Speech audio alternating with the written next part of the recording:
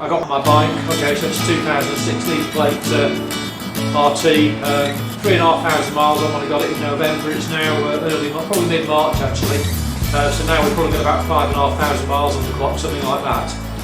And all the way through that period, I've actually been far more confident taking left-hand bends than I have taken right-hand bends. Such to the degree that when I take a right-hand bend, it almost feels like I'm going around the edge of a sort of a 50 pence piece or a threepenny bit. I almost sort of do it in stages rather than a nice sort of progressive curve. And this was picked up on by the various observers who've been sort of following me around over the 4 or 5 rides that I've done so far. Now we put it down to a number of things. One theory was it's just being overcautious, being tentative and not being as confident on a right-hand bend. Okay, so that's theory number 1.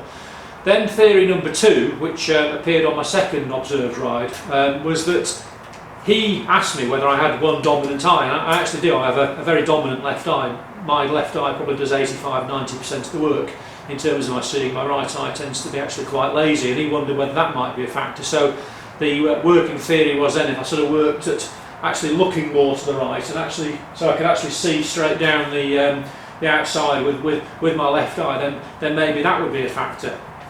But anyway, just bring the story forward a little bit. Again, you might have seen the road test I did on the GS Adventure a few days back. And as part of that, just out of courtesy really, but I was curious, what the cost to actually trade across to the GS Adventure might be from the RT. Not that I'm sort of serious about doing it, but I was just curious really. So, and as the salesman was having a look around the bike, he just noted that it actually needed a new front tyre. So when I was with the Institute of Advanced Motorcyclists group on Sunday morning, just before we went out for the 5th observed ride, I got just a few of them round and asked them their opinion about the state of the tyre. I wanted a second opinion because I don't really know enough about these things. And these guys have literally got hundreds of thousands of miles under them. You know, they are, several of them are IM masters. They really know their stuff. And the view was, yes, it did need changing. But when they actually had a closer look, what they noted was, in their opinion, that the right-hand side of the tyre, i.e. towards the off-side of the road, was actually seemed to be more worn than the left-hand side of the tyre. So that sort of got me curious really, and I'm now wondering actually whether that wear is a factor in my tentativeness on the right-handers. So if I just sort of come back to my experience when I'm taking a left-hand bends just feel to me very smooth, very solid. I don't have any problems at all. Well, I'm not saying I don't have any problems at all. I'm obviously still learning the bike, as you know if you're following me. But when I take a right-hander, the bike sort of feels nervous. It feels skittish. It doesn't feel balanced or planted. And I wonder whether that was just down to my lack of confidence and lack of technique. But now I'm just wondering, actually, is the tyre a factor in that? So I've come out to the garage now just to take a look at the tyre. So I've got my depth gauge. Got it in a little set actually with a tyre meter. So I'll show you that. Yeah, so I've been investing in various bits of kit, and one of the things I got was this RoadTec set. I think it cost about £20, something like that. It's interesting actually, one of the comments I got on Sunday from chairman of the group, Jeff, he says that rubber's cheaper than plastic. In other words, what he means is it's actually cheaper to look after your tyres and put new tyres on than it is to buy all this kind of stuff if you actually spill the bike. So anyway, probably 2 or 3 months ago I actually invested in this, and I do check my tyre pressures regularly, but the bike also does that for you, although the bike's gauges aren't quite as accurate as these. So in this RoadTec kit you get a nice tyre pressure gauge, okay, with a little release valve that you can press on there, and it's got a sort of a rotatable nozzle which I think actually works really well. They give you a few spare valve caps as well, which is actually quite good. And also, if I can just get this thing out, you get a nice little tyre pressure gauge as well. So it's that I'm going to use right now. And what I'm going to do is I'm going to do a bit of a test on the bike. Now, I've just taken a quick look on the internet, and here in the UK, by law, for your tyre to be legal, then you must have at least 1 millimetre across 3/4 of the tread pattern, and the remaining 25% of the tread pattern must be visible. Now that's the minimum legal requirement. Again, just sort of a quick check seems to be that actually, ideally, you want at least 2 millimetres across that 3/4 of the visible pattern.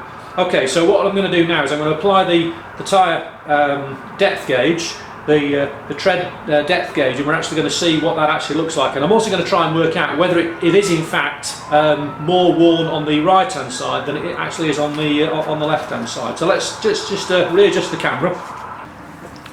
This is a Metzeler RoadTec Z8, and now I'm assuming, because my bike's only got sort of 5,000 or so miles on, that these are the tyres that the bike came with. So the tyres, I guess, now are sort of coming up for a couple of years old. And the width of the tyre here is, let's measure it in centimetres, shall we? Just so everybody can speak the same language.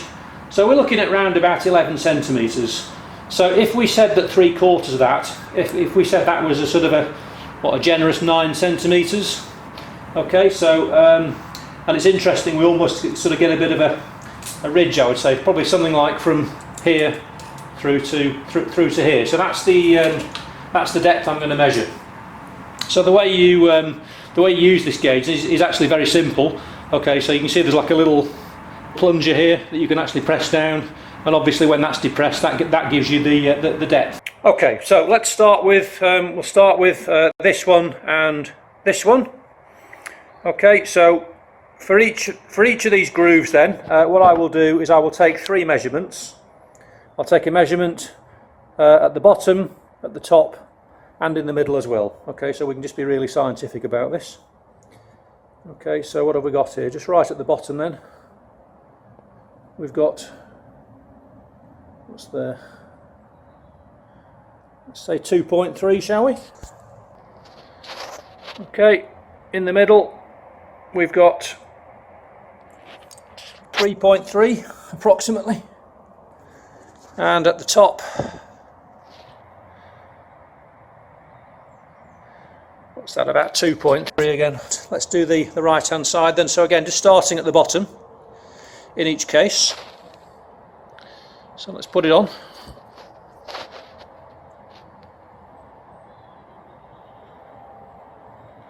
And what have we got there? The bottom then we've got 2.8.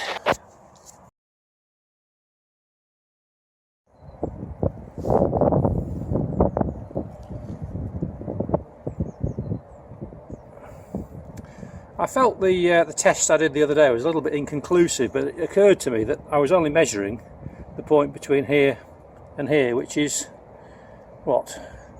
Just a fraction of the contact surface, really, isn't it? It's probably only about a third. So I thought it might be a little more representative in terms of working out what's happened to the bike if I actually measured these little grooves here. So just excuse the back to the bike cat there, would you please? Trying to get in on the act. Okay, so if I take a reading from the left hand side, okay, so I've got over 3 there.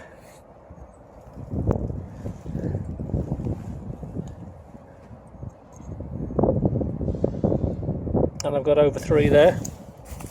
And if I take a couple of readings from the right hand side, what's that? Just into the 2s, and let's do this one as well, shall we? Yeah, literally just into the 2s. So to me, there is actually no doubt at all. I've also done it elsewhere on the tyre, and there's no doubt at all that the offside part of the tyre is certainly more worn by at least 1 millimetre, I would say, here than it is here. So whether that's accounting for the lack of grip, we will only find out, won't we, when I get the new tyre on, which hopefully will be in the next 24 hours. So just a little bit more information. I suppose if I want to do it scientifically, I should have to measure every single groove, but to be honest, I'm not going to do that. I don't have enough information for that. Just to say that one side is certainly more worn than the other side.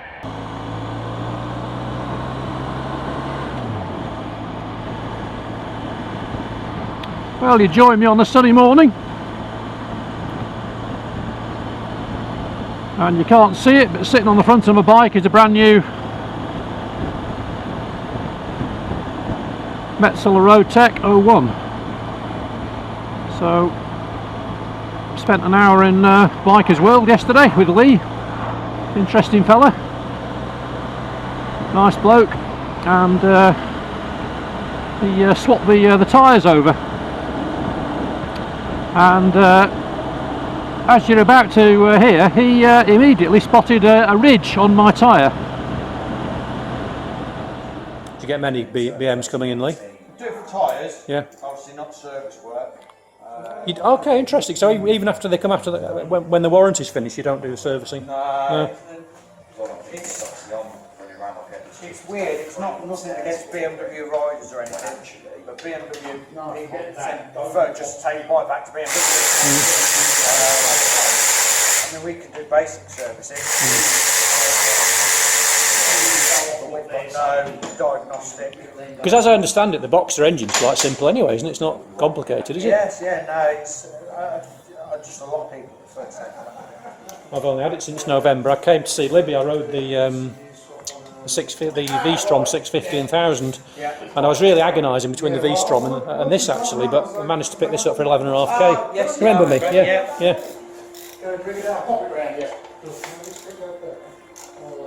I mean, to be honest, the V-Strom would have been the sensible choice, but I thought, if I'm, my age, I've come back nearly after 40 years. I'm only going to do this once. So.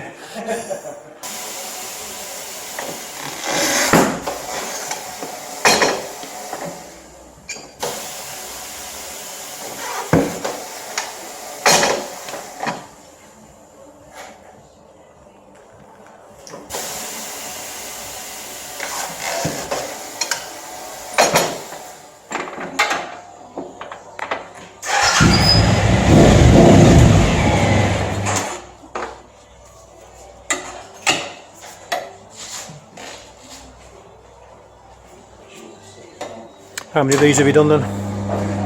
BMWs. Yeah. I guess the tyre's a tyre, is it? The tyre's a tyre, yeah. Bridgestone's normally a hard tyre, but it's more than enough for tyre pressure sensors. It's not all.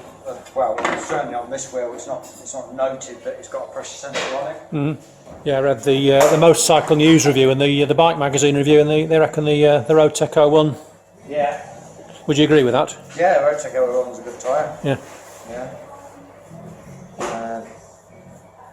So a few through the year, not many, but it's compared to the Union manufacturers, Metzelers are probably dearer. Are they? Right. And in your opinion, is there much difference, or can you go for? I would prefer the Metzeler fan anyway. Yeah, right.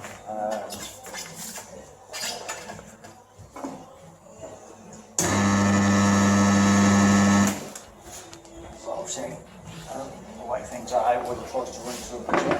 That's true.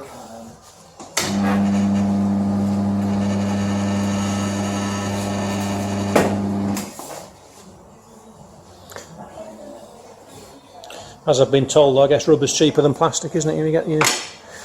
No. It is. I mean, you can't. I mean, the way I see it, don't sacrifice grip for anything. No.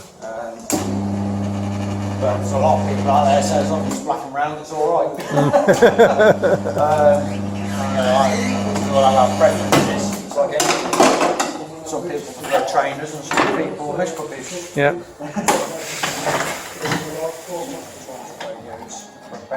Basic, normal servicing we can do.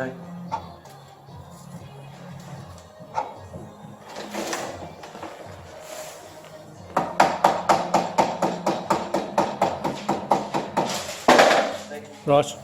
No harsh braking, no harsh accelerating. Right. Okay. On gentle cornering. Yeah, just be fluent with it. And what exactly are you scrubbing in then? Is it? Basically, the tyres have like a mould release on them. Right. And it's just like it's got like a silicone in it. Okay.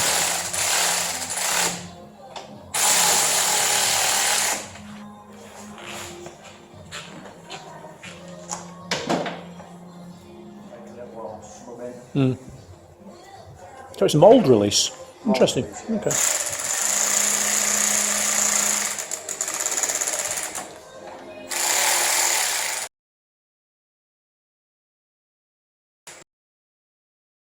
You know, you might be puzzling about how a bike tyre gets worn more on the right hand side than it does on the left hand side.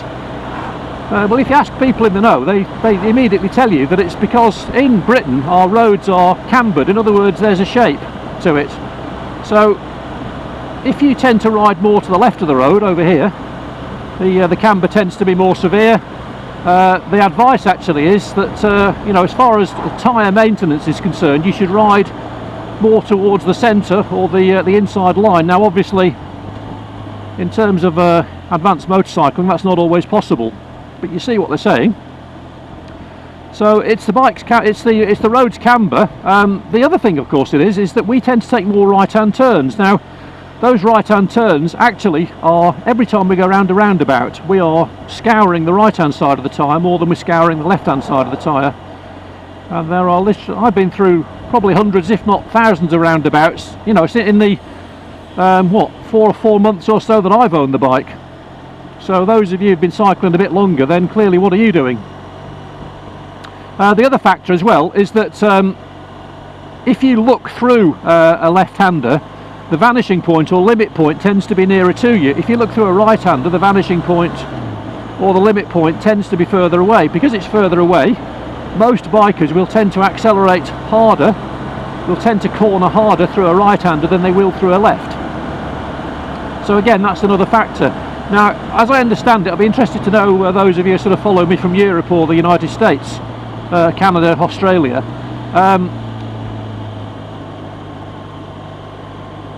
What the cambers are like on your roads. Are you riding on flat roads? I have been told that on the continental Europe, that roads tend to be flatter, which actually tends to, this is why a lot of British bikers sort of you know, go over to the continent in the summer, because they just love those sort of racetrack like long sweeping roads.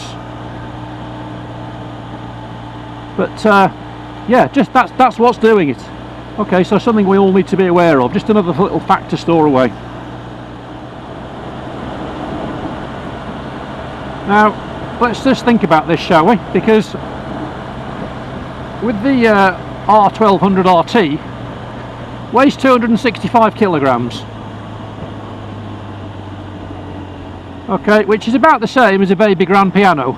Now, imagine a baby grand piano sitting on a contact area of no more than about the size of your hand on the front wheel and the size of your hand on the back wheel. So as I go around this right hand bend, which is a decreasing radius right hand bend, I immediately feel the bike is more responsive, and with a ridge on the tyre, rather than having a sort of obviously a sort of a circular circumference, that ridge means that when you're one side of the ridge, there's a different dynamic operating. When you're on the ridge, there's a different dynamic operating, and when you're the other side of the ridge, there's a third dynamic operating. So I think logically I can say that when I've been going around a corner, I've actually had almost like 3 different radiuses of tyres fitted. So it's no wonder I've been feeling a little bit tentative.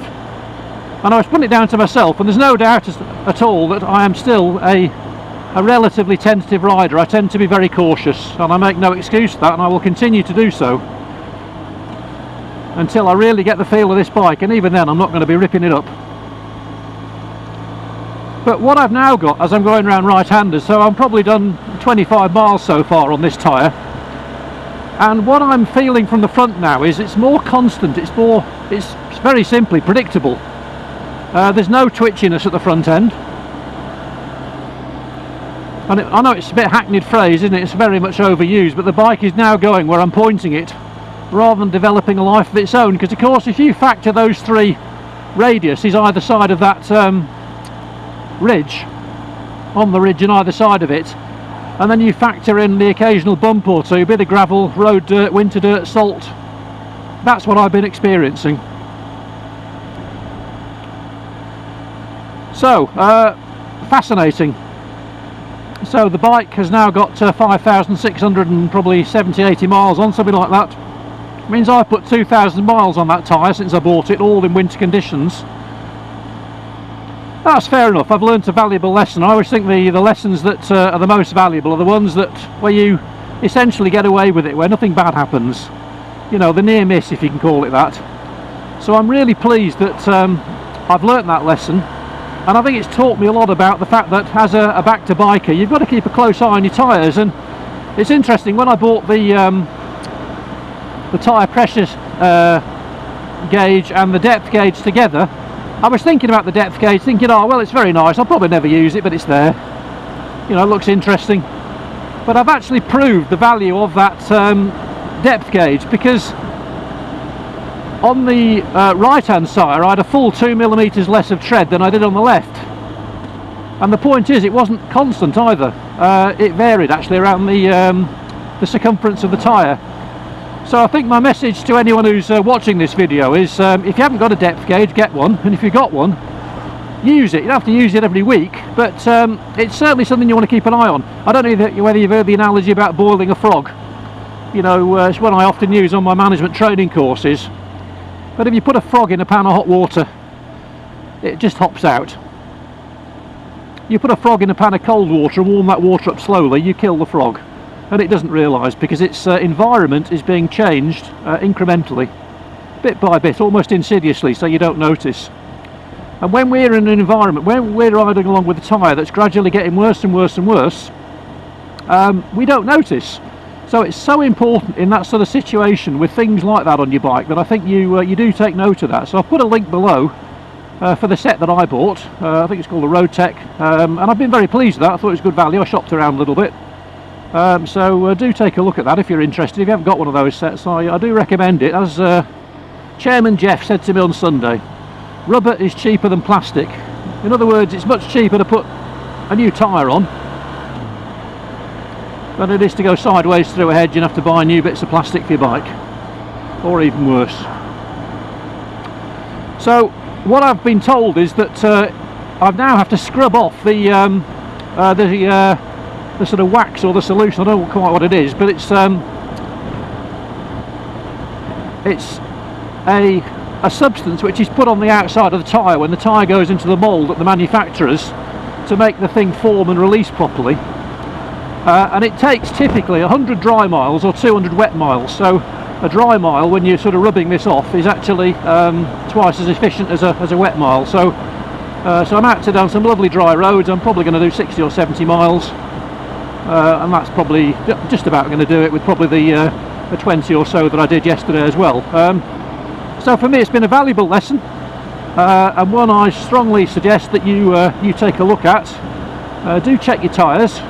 You know, you go all this way to motorbike, and you know, potentially the most important bit of kit on your bike is that front tyre. When was the last time you checked yours, I would ask you? You know, so here I'm going around this right-hander now. It just feels totally different, just feels entirely predictable. It feels, if I can say this, just like the left-handers have been doing.